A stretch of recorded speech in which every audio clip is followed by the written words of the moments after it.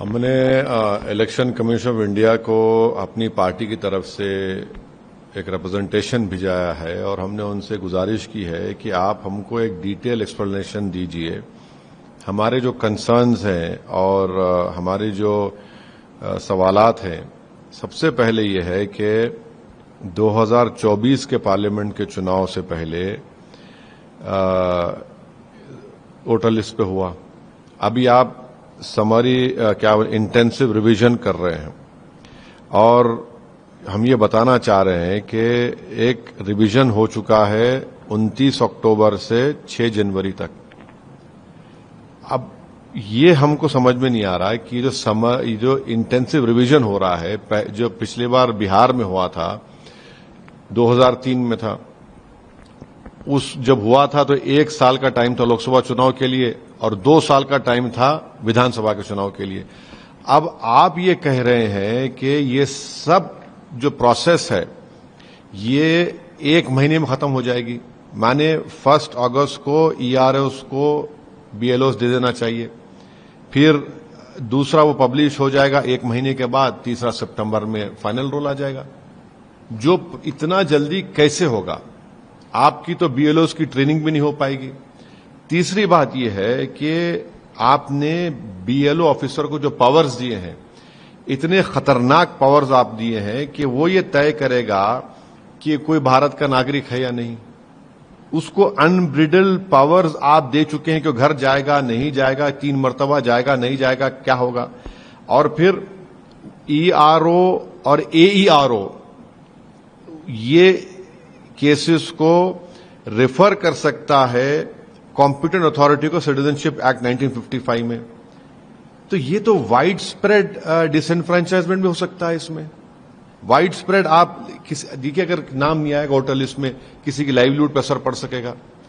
और साथ ही साथ हम ये जानना चाह रहे इलेक्शन कमीशन से कि आपके पास कोई क्वांटम रेशियो है कि कितने इलीगल इमिग्रेंट्स हैं?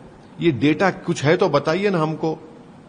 और आखिरी बात यह है कि ये जो आप कह रहे हैं कि 87, आप इसमें कह दिए हैं कि जो वोटर पैदा हुआ 1/7/87 से पहले, उसको डॉक्यूमेंट प्रोवाइड करना पड़ेगा अपने डेट ऑफ बर्थ और प्लेस ऑफ बर्थ का, नंबर 1। जो वोटर पैदा हुआ 1/7/87 और 2/12/2004 के दरमियान में, तो उसको अपना डेट बर्थ सर्टिफिकेट या अपने माता का या पिता का देना पड़ेगा। और जो वोटर पैदा हुआ 2/12/2004 के बाद, उसको खुद का देना पड़ेगा, अपनी मां का भी और पिता का भी देना पड़ेगा।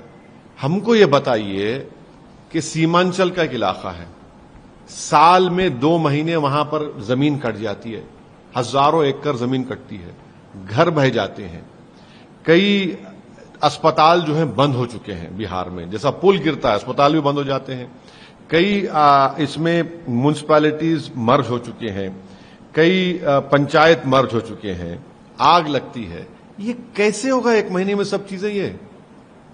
और फिर हम अपने रिप्रेजेंटेशन में उनको हवाला दी है सुप्रीम कोर्ट के एक जजमेंट का, जिसका नाम है लाल बाबू हुसैन, जो सुप्रीम कोर्ट ने 1995 में दिया था।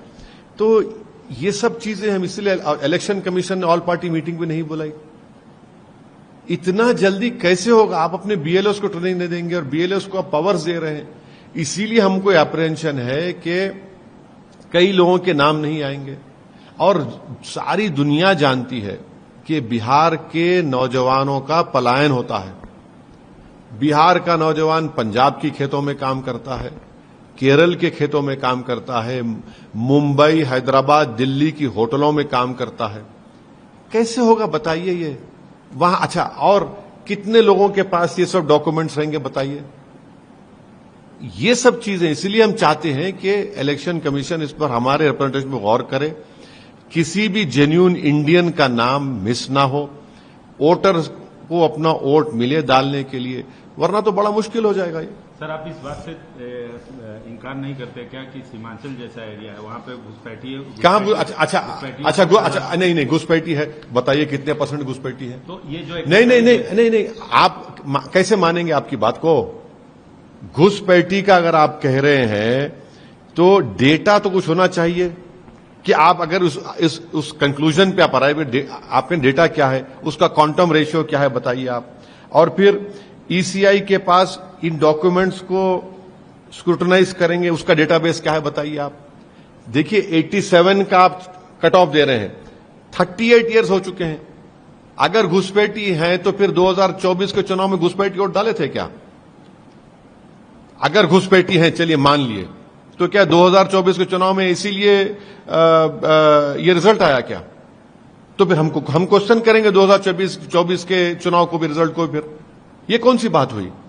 घुसपैठी है भाई, इंडियंस को ही बात कर रहे हैं, तो उसके लिए आप बताइए ना हमको। तो आप इलेक्शन कमीशन की कैपेबिलिटी पे क्यों सवाल उठा रहे हैं? नहीं, देखिए इलेक्शन, देखिए एक्सरसाइज करेंगे, बिल्कुल संविधान के लिहाज से इलेक्शन कमीशन को इख्तियार है। हम इलेक्शन कमीशन से हम पूछ रहे हैं कि पिछले बार जब समरी इंटेंसिव रिवीजन हुआ था, 2 साल थे विधानसभा चुनाव के लिए, 1 साल था लोकसभा चुनाव के लिए। आपने एसएसआर किया, कब किया आपने एसएसआर? आपने एसएसआर किया 29 अक्टूबर से 6 जनवरी 2025 तक। अब बताइए, एसएसआर आपने किया तो उसमें क्या घुसपैठी थे? और आपने फिर मीटिंग ली, किसकी मीटिंग ली? आपने जो इलेक्शन पार्टीज होते हैं, बीएलएस के कितने 280 10 रिकॉग्नाइज पॉलिटिकल पार्टीज की मीटिंग ली। आपने उनसे कहा था कि उस ट्रेनिंग में एक एसआईआर होगा। फिर आपने 26 मई 2025 को इलेक्शन कमीशन ने कहा कि बीएलओज ईआरएस की ट्रेनिंग होगी, तो क्या उसमें एसआईआर की आपने बात की थी? तो यही हम कह रहे हैं कि लाल बाबू हुसैन का जो सुप्रीम कोर्ट का जजमेंट है, उसमें सुप्रीम कोर्ट ने हैरेसमेंट एंड कमोशन की बात की थी। उसमें सुप्रीम कोर्ट ने बात की थी कि on issue of rushing and completing the task in a time bound manner, consequences of having one names of the previous electoral names deleted. इसको हम गौर करें, हम अपनी रिप्रेजेंटेशन ईसीआई को भिजाए हैं। सर, आप अपने एक्स हैंडल से ये भी आरोप लगा रहे हैं कि गुप्त तरीके से एनआरसी को लागू कर रही है। बिल्कुल भाई, मैं तो ये कह रहा हूं कि एनआरसी में थोड़े सुप्रीम कोर्ट के सेफगार्ड्स हैं, इसमें तो वो भी नहीं है। आप हमको ये रैशनल बताइए ना। ये जो 87, अगर कोई वोटर 1787 से पहले पैदा हुआ, कोई वोटर अगर 1787 से 2012-2004 के दरमियान में पैदा हुआ, जो वोटर 2/12/2004 के बाद पैदा हुआ, ये तो सिटीजनशिप एक्ट में है ना। बताइए इसका रैशनल क्या है? अच्छा, कितने बिहार प्रदेश में कितने लोग डॉक्यूमेंट है बताइए आप देख मालूम करिए। अच्छा, बीएलओ को इतनी अनब्रिडल्ड पावर्स क्यों दे रहे हैं? अगर कोई बीएलओ जाएगा और 2 से 3 मर्तबा जाएगा और कोई नहीं रहेगा, तो उसको ये राइट है कि वो लिख दे, ये डाउट है। और जब लिख देगा तो अगर किसी बिहारी का नाम नहीं आएगा वोटर लिस्ट में, उसको नौकरी कौन देगा? तो सब होगा ना, उसको नौकरी कौन देगा? आप ये डराने के लिए नहीं कह रहे हैं, ये सच्चाई। इसलिए हम ईसीआई से हम ये गुजारिश कर रहे हैं, रिक्वेस्ट करें कि हमारे रिप्रेजेंटेशन को आप गौर करिए, ऑल पार्टी मीटिंग बुलाइए। और ये काम इतनी जल्दबाजी में कैसे होगा बताइए? आप तो बीएलएस को ट्रेनिंग भी नहीं दिए। सर, जो बिहार की सियासत की जो दीगर पार्टियां हैं, जो हैवी स्टेक होल्डर्स हैं, हम नहीं है अभी स्टेक होल्डर। आप कैसे कह? हम नहीं, क्या मतलब हैवी? हम स्टेक होल्डर हैं, बराबर हैं, बिल्कुल है। नहीं, हमारा तो नहीं, वो छोड़ दी। देखिए, एक बात सुनिए, जो पॉलिटिकल पार्टी इस पर खामोशी अख्तियार की हुई है, जो सत्ता में आना चाह रहे हैं, तुमने कितने हजार वोट से सत्ता को खो दिया? ये अलग बात है कि तुमने बेईमानी करके हमारे 4 बेईमानों को खरीद लिया, अलग बात है। मगर ये होश के नाखून लो, इस पर जागो। देखिए, मौत के बाद रोना बेकार है। अभी तुम मरे नहीं हो सियासी तौर पर, देख लो, जिंदा रहने के लिए होश में आ जाओ। तो आप आरजेडी की तरफ इशारा कर अरे हम देखिए, कि आपके साथ आए इस मुहिम में। अक्लमंद को इशारा काफी है। हम देखिए, हम स्टेक होल्डर हैं, हमारे पेट में दर्द है तो हमको अजवान खाना है, इसलिए हम अजवान खा रहे हैं। ईसीआई को हमने अपना रिप्रेजेंटेशन भिजाया है। हम उम्मीद करते हैं कि ऑनरेबल इलेक्शन कमिश्नर्स हमारे रिप्रेजेंटेशन को देखेंगे, पढ़ेंगे, हमारे कंसर्न्स को एड्रेस करेंगे, क्योंकि जब ये डेमोक्रेसी का एक बहुत बड़ा फेस्टिवल है और मेरा हथियार तो वोटर है ना। जब हथियार ही नहीं होगा तो कौन कैसे जीतेगा बताइए, चाहे कोई पॉलिटिकल पार्टी हो। अच्छा, लगे हाथ जब ये भी हम जानना चाहेंगे कि सीमांचल से बाहर निकल के आप चुनाव लड़ेंगे, क्योंकि अभी तक देखिए अभी तक हमारे प्रदेश अध्यक्ष अख्तरुल ईमान साहब ने ये कोशिश कर रहे हैं कि बीजेपी को सत्ता में आने से एनडीए को रोका जाए। इसलिए उन्होंने मुख्तलिफ पॉलिटिकल पार्टीज के, उन्होंने मुझसे जो कहा है, कह रहा हूं, उन्होंने बात की है। अब उनको समझ में आता है नहीं आता अलग बात है, मगर जहां तक हमारी पार्टी का मामला है, हम अपना चुनाव पूरी ताकत के साथ लड़ेंगे। हमने 2 विधानसभा पर बहादुरगंज में और ढाका में अपने कैंडिडेट का नाम अनाउंस कर चुके हैं और हमको सीमांचल में भी लड़ेंगे, सीमांचल के बाहर भी लड़ने का पूरा प्रोग्राम और प्लान है और इस पे सख्ती से अब के बार अच्छी तरीके से कैंपेन करेंगे। एनडीए को रोकने के लिए आप महागठबंधन से हाथ मिलाएंगे?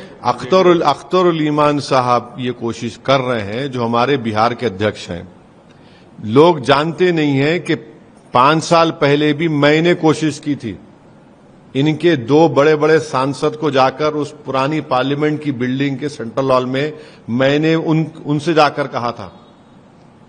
अब अभी भी अख्तरुल ईमान साहब कोशिश कर रहे हैं कि हम भी नहीं चाहते कि भाजपा या एनडीए जीते वहां से।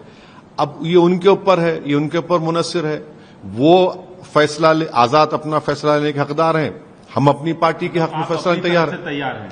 हम देखिए, हम तो इलेक्शन लड़ेंगे, चाहे अकेले लड़ें चाहे महागठबंधन के साथ लड़ें। ये नहीं मालूम ना। देखिए अख्तरुल ईमान साहब जो कोशिश कर रहे हैं वो कितने कामयाब होते नहीं होते, मगर वो तो कोशिश कर रहे हैं पार्टी की तरफ से, देखिए क्या होता है।